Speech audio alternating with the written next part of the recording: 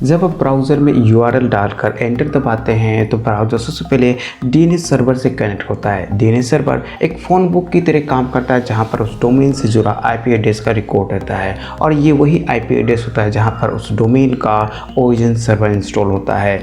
IP address जाने के बाद ब्राउज़र सर्वर से कनेक्ट करने की कोशिश करता है और इस बीच SSL कनेक्शन एस्टैब्लिश होता है, जिसके बाद सर्वर को आपका HTTP रिक्वेस्ट प्राप्त होता है। उसके बाद सर्वर उस HTTP रिक्वेस्ट को अकॉर्डिंग HTTP रेस्पॉन्स बनाने के लिए PHP प्रोसेसिंग और MySQL क्वेरीज को रन करता है और जैसे ही HTTP रेस्पॉन्स बनता है उसे ब्राउज़र पर डिलीवर कर दिया जाता है जो कि स्क्रीन पर डिस्प्ले होता है। अगर सेम HTTP रिक्वेस्ट को आपका फ्रेंड क्रिएट करता है तो सेम HTTP रेस्पॉन्स क्रिएट करने के लिए सर्वर को सेम पैकेट प्रोसेस को दोबारा से करना पड़ेगा। बट अगर यहीं पर हम उस HTTP रेस्पॉन्स की कॉपी बना लेते हैं तो सर्वर को केवल उस कॉपी रेस्पॉन्स को भेजने का ही काम रह जाएगा। इससे सर्वर पर बहुत सारा लोड घट जाएगा और सर्वर रेस्पॉन्स की डिलीवरी भी सुपर फास्ट हो जाएगी। तो ऐसे में आपको एक पावरफुल केस प्लगइन की ज़रूरत पड़ेगी। तो मैं आपको रेकमेंड करूंगा लाइट स्पीड केस प्लगइन, जो कि फ्री है और इसे स्पेशली लाइट स्पीड सर्वर के लिए बनाया गया है। बट अगर आप Nginx या फिर अपाची सर्वर यूज करते हैं तो उसके लिए आप WP Rocket प्लगइन यूज कर सकते हैं, जिसकी बेस सेटिंग की वीडियो बेहद जल्द लाने वाला हूं। आज हम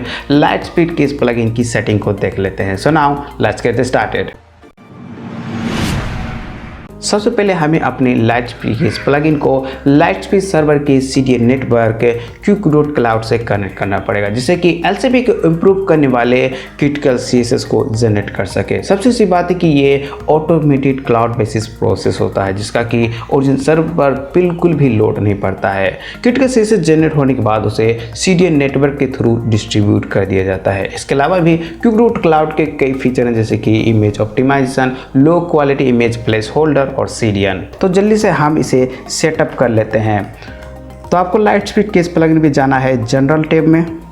उसके बाद यहाँ डोमेन की के सामने रिक्वेस्ट डोमेन की बटन पर आपको प्रेस करना है। इसके बाद इसे आप रिफ्रेश करें पेज को।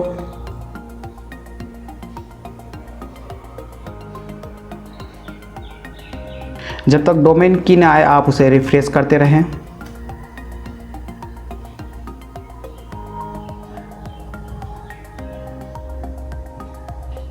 अब हमारा डोमेन की आ चुका है। अब यहाँ पर आपको क्लिक करना है लिंक टू QQ.cloud। ये लाइट स्पीड केस प्लगइन का क्लाउड सर्वर है। अपना ईमेल आईडी डालें और साइन अप करें।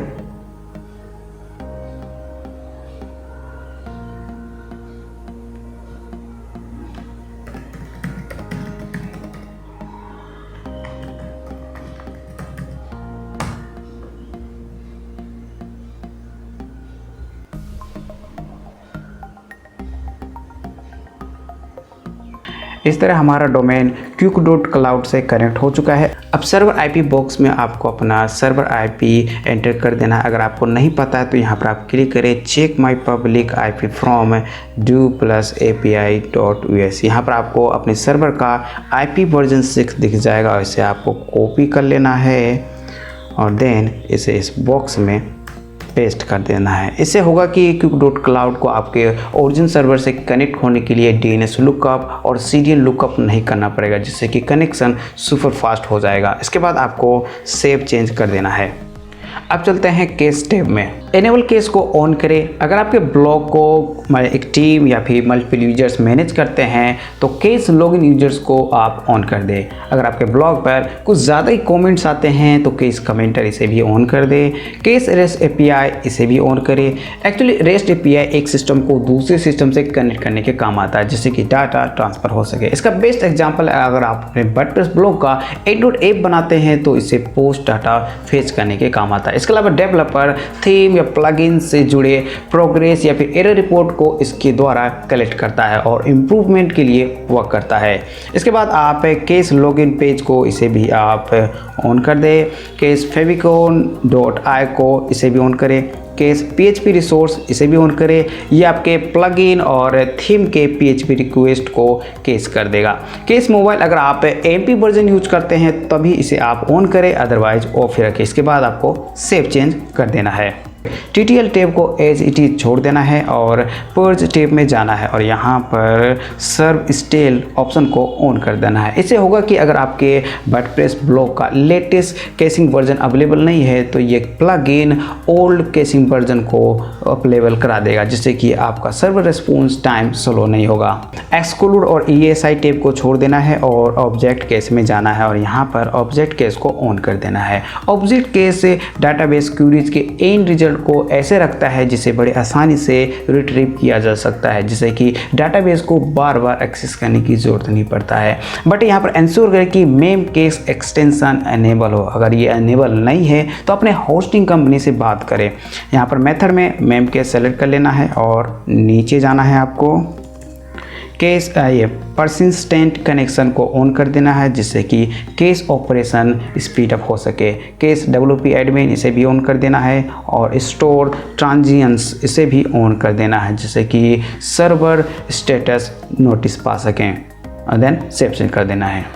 ब्राउज़र टैब में ब्राउज़र केस को ऑन कर देना है, जिससे कि आपके वर्डप्रेस ब्लॉग के स्टैटिक रिसोर्स जैसे कि CSS इमेज विजिटर के ब्राउज़र में स्टोर हो सके, ताकि रिटर्निंग विजिटिंग पर आपका वेबसाइट फास्ट लोड होगा। देन आपको सेव चेंज कर देना है और एडवांस टैब को छोड़ देना है। CDN सेक्शन को स्किप करें और इमेज ऑप्टिमाइजेशन सेक्शन में जाना है।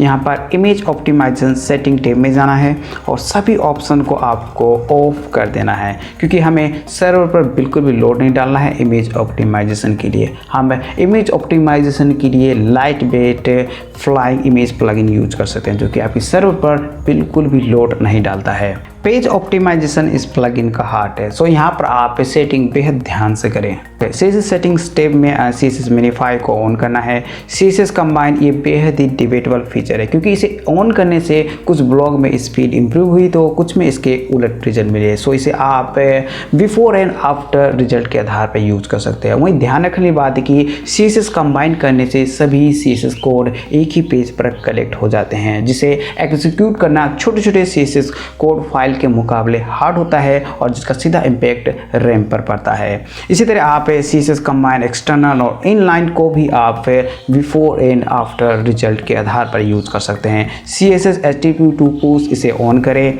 जिससे कि CSS की डिलीवरी फास्ट हो जाएगी। लोड CSS एसिंक्रोनसली इसे ऑफ ही रखें, नहीं तो CLS इशू आ जाएगा। जनरेट क्रिटिकल CSS इसे ऑन करें।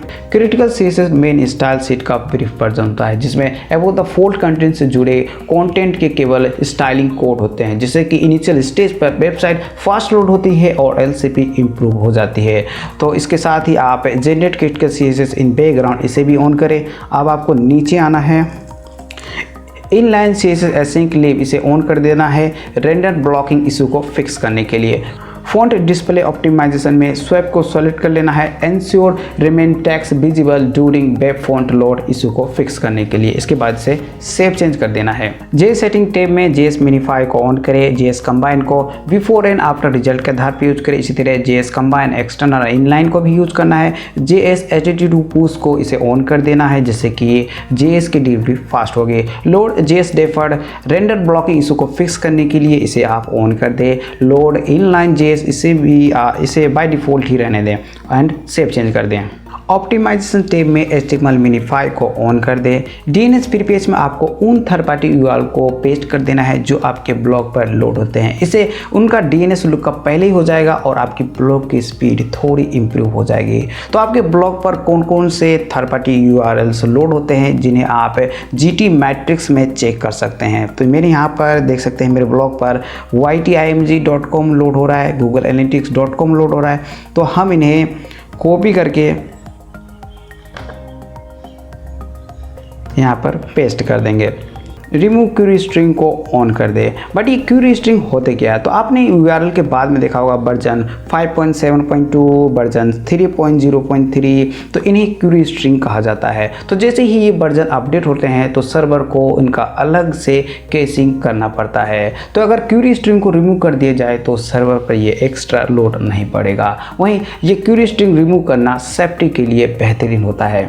लोड गूगल फॉन्ट्स एसिंक्रोनसली, इसे आप ऑन कर दे, इससे आपकी वेब पेज की स्पीड इंप्रूव हो जाएगी। रिमूव गूगल फॉन्ट, आपके वेब पेज पर गूगल फॉन्ट के कई एक्स्ट्रा यूजलेस रिक्वेस्ट लोड होते हैं जिन्हें आप इससे बंद कर सकते हैं। रिमूव वर्डप्रेस इमोजी, इसे आप ऑन कर दे जिससे कि इमोजी के रिक्वेस्ट wordpress.org से लोड ना होकर ब्राउज़र डिफ़ॉल्ट इमोजी को लोड करेगा, इससे भी आपकी स्पीड इंप्रूव हो जाएगी। रिमूव नॉन स्क्रिप्ट टैग, इसे आप ऑन कर दें एंड देन सेव चेंज कर दें। मीडिया सेटिंग को हम छोड़ देंगे क्योंकि मैं ऑलरेडी फ्लाइंग इमेज प्लगइन के बारे में बता चुका हूँ। इस तरह मीडिया एक्सक्लूड को भी छोड़ देना और जाना है लोकलाइजेशन। यहाँ पर गिरफ्तार केस को ऑन कर देना है, गिरफ्तार केस क्रोन को आप ऑफ ही रहने दें।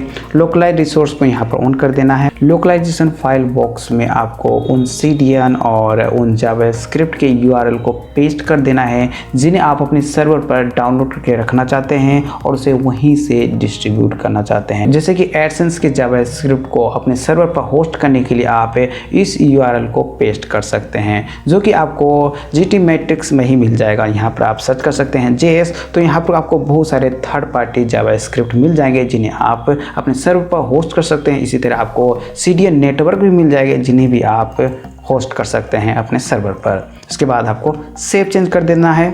लोकलाइज रिसोर्स करने से ब्लॉक की स्पीड बहुत इंप्रूव होती है, साथ ही serve static assist with an efficient case policy issue भी फिक्स हो जाता है। डाटाबेस सेक्शन में जाकर आप अपने डाटाबेस को ऑप्टिमाइज कर सकते हैं, वहाँ से ट्रेसेस को आप डिलीट कर सकते हैं। इसके बाद आपको कोरल को छोड़ देना, जाना है आपको टूल बॉक्स में। Click on heartbeat tab. 2013 में वर्डप्रेस ने इस फीचर को लॉन्च किया था। ये डेवलपिंग एडमिन एरिया में ऑटो ड्राफ्ट तैयार करता है, प्लगइन्स के नोटिफिकेशन को दिखाता है, बट रैम पर भी इम्पैक्ट डालता है। सो इसे कंट्रोल करना बेहद ही जरूरी है। तो इसे कंट्रोल करने के लिए आप front end heartbeat control option को ऑन कर सकते हैं, बैक एंड हार्टबीट कंट्रोल को इसको भी ऑन कर सकते हैं, एडिटर हार्टबीट इसे भी ऑन कर सकते हैं, देन सेव चेंज। बट इसे अगर आप और भी इफेक्टिव तरीके से कंट्रोल करना चाहते हैं तो आप परफ मेटर प्लगइन यूज़ कर सकते हैं, जहां पर उसके फीचर डिसेबल हार्टबीट में आप only allow when editing post and page option को सेलेक्ट कर सकते हैं और हार्टबीट फ्रीक्वेंसी में 60 सेकेंड सेलेक्ट कर सकते हैं। तो दोस्तों ये रही लाइटस्पीड की इस प्लगइन की best setting in my experience. तो अगर इस सेटिंग से आपके ब्लॉग की स्पीड इंप्रूव हुई हो तो कमेंट में ज़रूर बताएं। साथ साथ अपने साथी ब्लॉग के साथ इसे शेयर करना ना भूलें क्योंकि उन्हें भी स्पीड की ज़रूरत है। So now thank you for watching this video. See you again.